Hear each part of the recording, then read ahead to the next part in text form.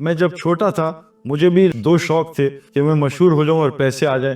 کسی درجے میں اللہ نے مجھے دے دیا, لیکن میری تو بے چینی نہیں گئی, میرا تو دل اور بے سکونی سے بھر گیا اور بے چینی سے بھر گیا. میں نے کہا میں بیٹھا انٹرنیٹ پہ اور گوگل پہ بیٹھا, بعض لوگ مشہور ہوتے ہیں پیسے نہیں ہوتے تو وہ پیسے کے لیے دوڑ لگاتے ہیں, بعض پیسے والے ہوتے ہیں مشہور نہیں ہوتے وہ سیاست میں گھس جاتے ہیں, چلو مشہوری بھی ہو جائے گی. میں کہا میں نے پچھلی سینچری کے 100 آدمی دیکھے جو مشہور بھی امیر بھی, سب کو دیکھا, سارے 100 آدمی کو دیکھا, وہ 3 طریقوں سے مرے ہیں. یا تو انہوں نے ڈرگز لی ہیں, اوور ڈوز آف ڈرگز, یا ڈپریشن سے مرے, یا انہوں نے خودکشیاں کی ہیں. میں کہا میں نے چوتھا ایک نہیں دیکھا. میں کہا آپ بتاؤ, آپ نے دیکھا تو بتا دو. میں آپ کو بتا نہیں سکتا کہ وہ ایک بہت بڑی کنٹری ہے, سپر پاور کنٹری ہے جس کے بارے میں بتا رہا ہوں. ان کی پولیس تھی, ان کے رنگ منگ لال ہوئے تھے. خیر بات کر کے سوال کر کے افطاری شروع ہو گئی. افطاری کے بعد میں باہر گیا, ان کا سعید بھائی کو لڑکے جمع ہوئے دور دور سے آئے, آپ سے بات کرنا چاہتے ہیں. میں نے باہر جا کے بات شروع کی. وہ سارے آفیسرز باہر آئے 10 منٹ بعد کہ ہم نے یہ بات سنی, انگلش میں بولو. تو میں نے انگلش میں بات شروع کر دی. میں کہا ون لاسٹ کوسچن آفیسر. کہتا ہے گو ہیڈ کر لو. میں کہا پبلک میں کروں گا. میں کہا آفیسر یہ بتاؤ 30 بچے ہیں نان مسلم اور وائٹ ہیں, ہماری طرح بلیک نہیں ہے, وائٹ ہے, اور نان مسلم ہے, مسلم نہیں ہے. وہ سب بھوکے تھے 3 دن سے. میں نے $1000 لیے اور ان کو کھانا کھلا دیا, ان کی جان بچا لی. بتاؤ یہ اچھا ایکشن ہے برا ایکشن ہے؟ کہا واٹ اے ونڈرفل ایکشن, زبردست ایکشن, 30 جانیں بچائی. میں کہا آفیسر لیکن $1000 تمہارے چوری کیے تھے. کہتے ہیں تو بڑی گڑبڑ بات ہے. میں کہا یہ کیا ہوا؟ میں کہا آفیسر بتاؤ مجھے جیل میں ڈالو گے یا شاباشی دو گے؟ کہا نہیں تمہیں تو جیل میں ڈالوں گا. میں کہا آفیسر میں نے 30 بچے جان بچائی ہیں, تمہارے $1000 سے کیا ہوگا؟ کہتا نہیں اٹس اے کرائم. میں کہا which one is a crime؟ اب گھبرا گیا, کہتا I don't know. میں کہا بتاؤ کون بتائے گا؟ کہتا ہے well I don't know. تو میں کہا آفیسر یہ جو تمہاری گن لگی ہے اس کے مینول ہے؟ کہتا ہے. میں کہا تمہارا موبائل یہ جو آئی فون پکڑا مینول ہے؟ میں کہا آفیسر تمہاری مینول کا ہے. کہتا why do I need a manual؟ میں کہا آفیسر اصل میں اس کائنات کی سب سے قیمتی چیز انسان ہے. اگر انسان مر جائے تو آئی فون کون خریدے گا؟ گدھے خریدیں گے.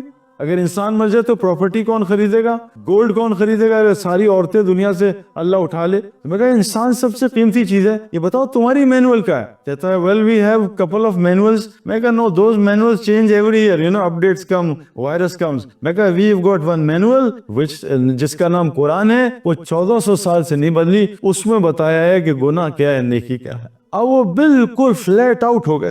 پھر میں نے کہا آفیسر میں تمہیں اسلام کی دعوت نہیں دے رہا, لیکن میں تمہیں دعوت دے رہا ہوں اسلام سیکھو. کیوں کہ اس وقت دنیا میں سب سے زیادہ ٹوپیاں جو ہے نا لوگوں کو اس حالت میں پہنا رہے ہیں نا, ایسی شکل بناتے ہیں اور اتنے گڑبڑ کر رہے ہیں. اگر تم اسلام نہیں سیکھو گے تو تمہیں ایسی شکل میں لوگ ٹوپی پہنا کے چلے جائیں گے. پھر اس نے مجھے عجیب بات کی, بڑے آفیسر نے کہا ایک سوال کروں, یہ جو تمہاری تبلیغی جماعت آتی ہے نا, ہم ان کے پیچھے پیچھے چلتے ہیں, یہ جتنے بیانات کرتے ہیں ہم سنتے ہیں, ان کی بات دل میں لگتی ہے, کیا وجہ ہے؟ میں کہا اس کی وجہ بھی بتاتا جاؤں. میں کہا ایک مسلح تھا, وہ ایک حافظ وہ تھا امام لاہور میں. اس نے مجھے کہا سعید بھائی آپ تبلیغی جماعت والے بڑی باتیں کرتے ہیں, میرا بھتیجا ہے وہ اعتکاف میں چرس پیتا ہے, نشہ کرتا ہے, وہ ٹھیک نہیں ہوتا, میں اتنے بیانات سناتا ہوں ڈراتا ہوں, اس کو ٹھیک کریں پھر میں مانوں گا. میں کہا حافظ صاحب ٹھیک تو اللہ ہی کرتے ہیں. نوح علیہ السلام نے 950 سال تبلیغ کی, نہ ان کا بیٹا ہدایت پہ نہ بیوی ہدایت پہ آئی. لوط علیہ السلام نے کتنے 100 سال تبلیغ کی, نہ بیوی ہدایت پہ نہ بیٹا ہدایت پہ. تو ہم تو کوشش کریں گے, ہدایت اللہ کے ہاتھ میں.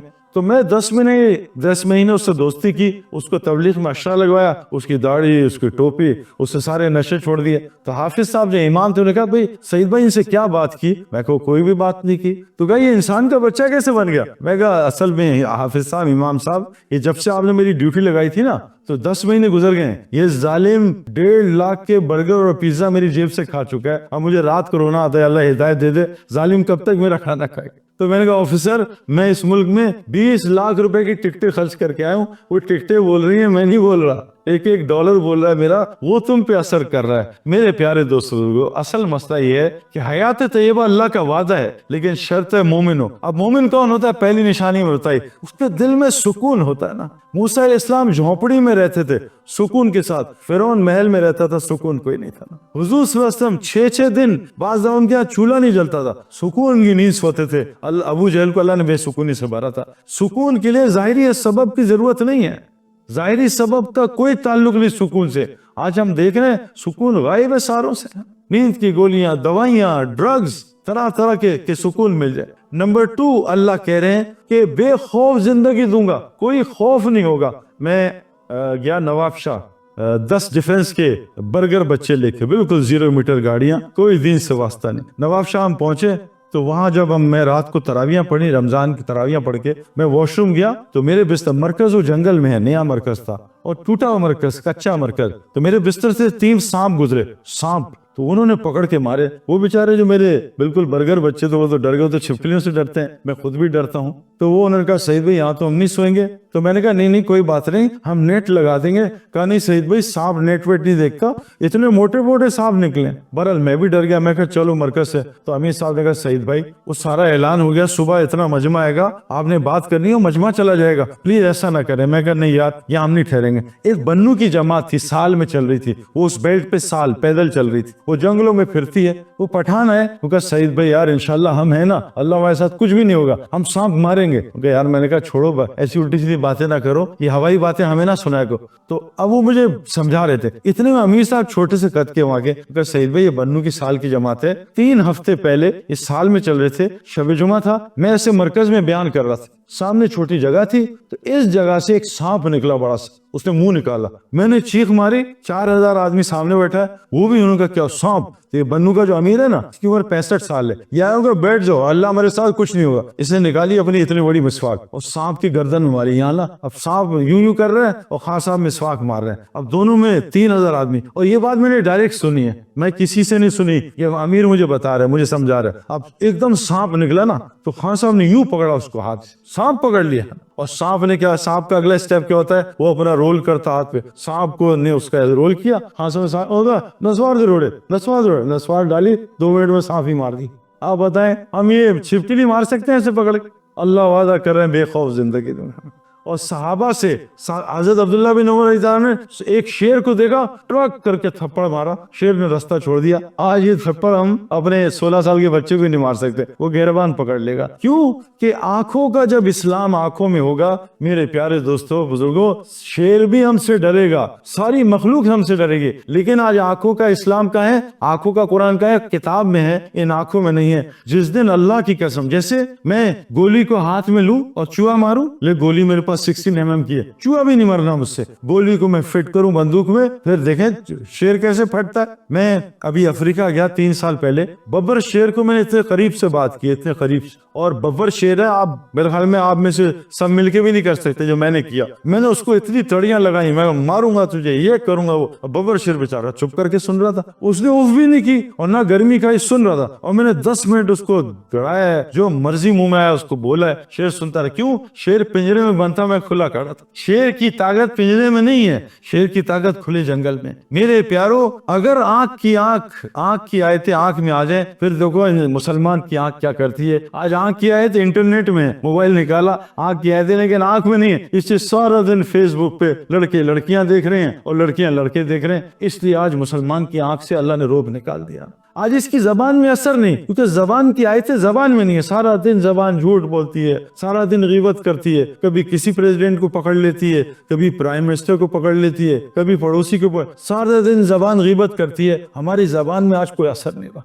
अल्लाह कह रहे हैं तुम्हें बेखौफ जिंदगी दूंगा, इसको हयात तैयबा। नंबर 3, तुम्हारी दुआओं को कबूल करूंगा। आज सच बताएं, हुजूर सल्लल्लाहु अलैहि वसल्लम फरमाया, सूरह फातिहा में हर इलाज है मौत के अलावा। हमारे अस्पताल क्यों इतने भरे हुए हैं? और दिन ब दिन मुसलमानों के अस्पताल बढ़ रहे हैं, ओवरलोडेड हो रहे हैं। जब अल्लाह किसी कौम से नाराज होते हैं, उनकी निशानियां बताऊं, अस्पताल बढ़ जाते हैं, कोर्ट कचहरियां बढ़ जाती हैं और जेल्स बढ़ जाते हैं। बताएं मुसलमानों में चीजें बढ़ रही हैं, घट रही हैं? आपस में अल्लाह लड़ाइयां ज्यादा कर देते हैं, पूरी दुनिया मुसलमान आपस में लड़ रहे हैं। दुनिया छोड़ दें, मैं डिफेंस में रहता हूँ, रोजाना मुझे कंप्लेंट्स आती हैं घरों की लड़ाइयों की। बीवी शौहर से लड़ रही है, शौहर बीवी पे जुल्म कर रहा है, बच्चे माँ बाप से लड़ रहे हैं। रोजाना कंप्लेन सेंटर है मेरे डिफेंस में, हर घर में लड़ाई हो रही है। ये तो फिरकावारी, तो जबान की, तो रंग की लड़ाई, वो तो दूर की बात है। आज हर घर एक जंगल बना है, लड़ाई पे लड़ाई हो रही है। अल्लाह कह रहे हैं तुम्हारी दुआओं को कबूल करूंगा। आज हमारी दुआएं कबूल नहीं होती हैं। नंबर 4 फरमाया, तुम्हें रिस्क आसान तरीन दूंगा। आज हमारा सबसे बड़ा मसला रिस्क क्या है?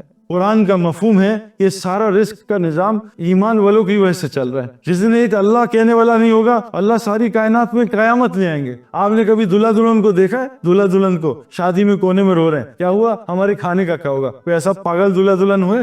سارے باراتی دلہا دلہن کی وجہ سے کھانا کھاتے ہیں, دلہا دلہن اپنے لیے رو رہے ہیں اللہ ہمارے کھانے کا کیا ہوگا. آج یہ دلہا دلہن کائنات کے ہیں جن کی وجہ سے پوری دنیا روزی لیتی ہے, آج وہ روزی کے لیے پوری دنیا میں خوار ہو رہے ہیں. میرے پیارے دوستوں اور بزرگوں, مرغا مرغی اور چوزے تھے 3. وہ مالک ان کو پلیٹ میں کھانا دیتا تھا, وہ کٹ کٹ کٹ کر کے وہ آرام سے 10 منٹ میں کھانا کھا کے اپنے کام پہ لگ جاتے. مرغا مرغی نے کام چھوڑا اور مالک سے پنگا لیا. مالک نے یوں پھینکا, دفع ہو جائے یہاں سے, اور 8-10 گھنٹے میں وہ دانے کھا رہے ہیں ٹک ٹک ٹک ٹک ٹک. آج ہم سب کے ساتھ یہی ہو رہا ہے. مرغی بیچاری یہاں کراچی میں کڑ کڑ کر رہی ہے, مرغا ایک دبئی میں بیٹھا ہے, ایک چوزا جاپان میں, ایک چوزا چائنا میں. اللہ نے رزق کو پھیلا دی, سارا خاندان توڑ دیا اس رزق کے لیے. تو اللہ کہہ رہے ہیں آسان ترین حیات طیبہ, پرسکون زندگی, بے خوف زندگی, آسان ترین روزی, رزق کریم, دعاؤں کی قبولیت اور لوگوں میں محبت ڈال دوں گے. یہ 5 چیزیں حیات طیبہ کہتے ہیں. پوری مخلوق تم سے محبت کرے گی. آج میرے پیارو سچ بات ہے, بیوی کمپلین کر رہی ہے, شوہر محبت نہیں کرتی. شوہر کمپلین کر رہا ہے, بیوی محبت نہیں کرتی.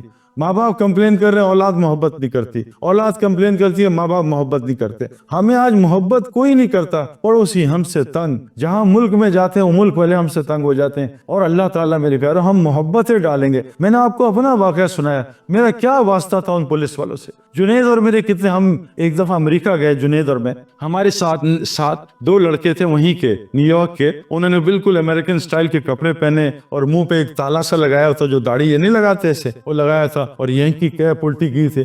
جب امریکن آفرز نے ان کو دیکھا, انہوں نے کہا what the hell you guys doing here, ایسا ڈاٹا, وہ ڈر گئے. میں اور جنید بھی گھبرا گئے. تو انہوں نے ہماری شکلیں دیکھی, are you okay guys, why are you here. انہوں نے ہم سے سوال, جنید نے کہا بھئی ہم فنگر پرنٹ سے. ان کا follow us. اندر کمرے میں لے گئے, وہاں بٹھایا, کافی کھولی, کہا تم کیوں آیا. جنید نے میرا تعارف کرایا, میں نے جنید کا کرایا. انہیں نیٹ پہ ہمارے نام دیکھے, ان سے پونا گھنٹہ اسلام سنا ہے. میرے پیارو اللہ محبت ڈالیں گے, لیکن شرط ہے پہلے ہم وہ مومن بنے, کیونکہ اللہ قرآن میں کہہ رہے ہیں مرد یا عورت ہو, اگر جو بھی نیک عمل کرے گا. آج ہم ماشاءاللہ نیک عمل کر رہے ہیں لیکن ایمان کے بغیر کر رہے ہیں نا. اگر ہم اے سی لگا دیں بغیر بجلی کے تو بتاؤ اے سی کیا کرے گا میرے پیارو.